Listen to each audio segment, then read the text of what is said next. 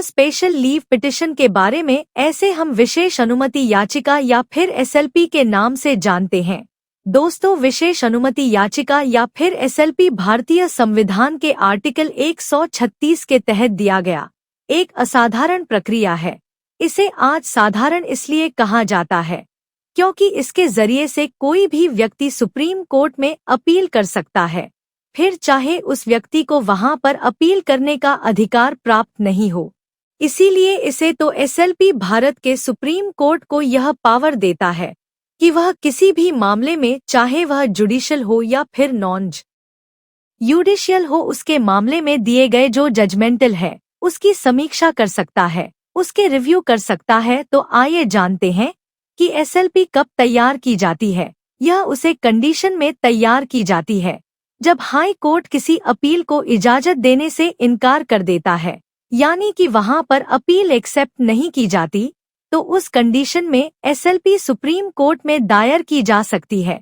या फिर high court ने किसी मामले में आदेश पारित कर दिया है लेकिन अपील का कोई अधिकार नहीं था, या फिर कोई ऐसा मामला है जो कि प्रिंसिपल ऑफ जस्टिस का उल्लंघन करता हो, तो उस मामले में भी एसएलपी दायर की जा सकती है। या फिर कॉन्स्टिट्यूशनल या लीगल इश्यूज के ऊपर कोई क्वेश्चन है तो उसे कंडीशन में भी एसएलपी को सुप्रीम कोर्ट में दायर किया जा सकता है। अब इसके लिए एक टाइम पीरियड भी दिया गया है, एक समय सीमा निर्धारित की गई है। अगर एसएलपी हाई कोर्ट के अंतिम आदेश के खिलाफ तैयार की जा रही है तो वह सीएलपी 90 दिन के अंदर ही दायर की जानी चाहिए, यानी कि जब हाई कोर्ट का निर्णय आया तो उसे निर्णय के 90 दिन के अंदर ही एसएलपी को दायर किया जाना चाहिए।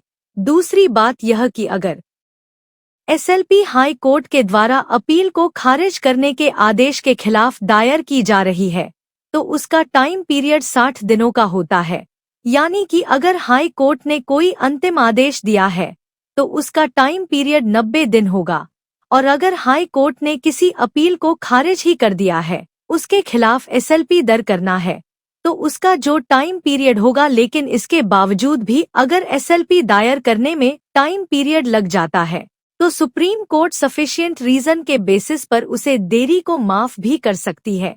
तो एसएलपी दायर करने का जो प्रक्रिया होता है उसमें पिटीशन तैयार करना होता है, जिसमें कि जो जजमेंट आया था उसे रिलेटेड सभी बातों को अपील में शामिल करना होता है, उसे रिलेटेड सारे डॉक्यूमेंट लगाने होते हैं, जिसके बाद सुप्रीम कोर्ट में एसएलपी दायर की जाती है।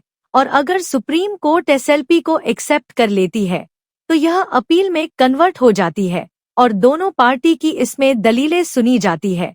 फिर अंतिम सुनवाई के बाद सुप्रीम कोर्ट इसमें अपना निर्णय देता है।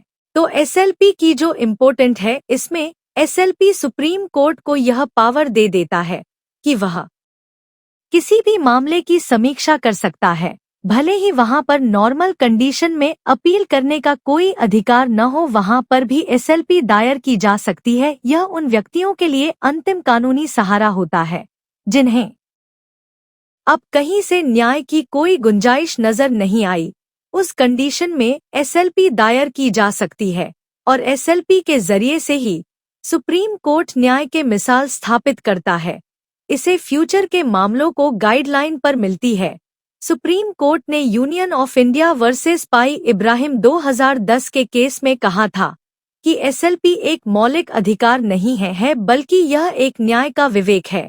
यह एक इम्पॉर्टेंट कानूनी रेमेडी है जो उन मामलों में न्याय दिलाने का काम करती है जहां पर उन कोर्ट से राहत नहीं मिलती जहां पर अपील करने का अधिकार था।